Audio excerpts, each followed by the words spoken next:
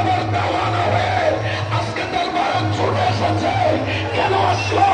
খাওয়ার জন্য নয়, বসার জন্য নয়, দুনিয়া পাওয়ার জন্য নয়, মুর্শিদের এক নজর দিদার পাওয়ার জন্য। ঠিক না?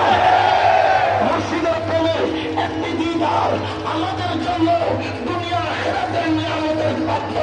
কারণ কি জানেন?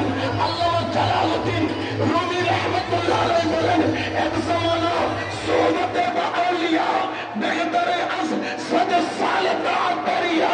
মুর্শিদের নজরে এক চোখের পলক পরিমাণ বসা ১৭ বছর বেরিয়া ইবাদতের চাইতে দামি। ঠিক না? এই নিয়ামত আমরা পেতে চাই কি চাই না? আমি যদি বলেন না, চাই কি চাই না?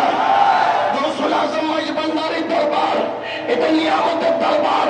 এখানে মানুষ ঢুকে সাধারণ বনে আর বের হয় আল্লাহর ওলি বনে। ঠিক না? এমন দরবার এসেছি, একটা নজর দেওয়ার দেরি বুদ্ধির পরিবর্তন করতে দেরি হয়। যদি বলেন না দেরি হয়? সে ক্ষমতা দিয়েছেন কে? আর যদি বলেন না কে? এই জন্য মাইজভান্ডার দরবার হলো আল্লাহ পাওয়ার জায়গা।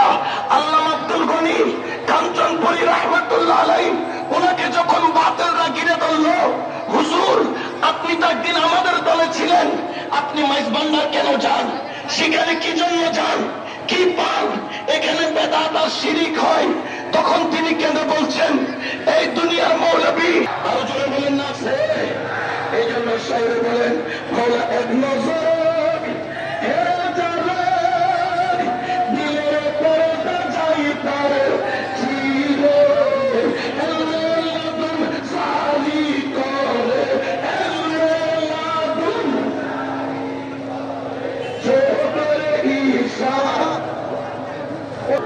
মৌলা ক্ষণে থাকে আসমানেতে, মৌলা ক্ষণে থাকে জমি, মৌলা ক্ষণে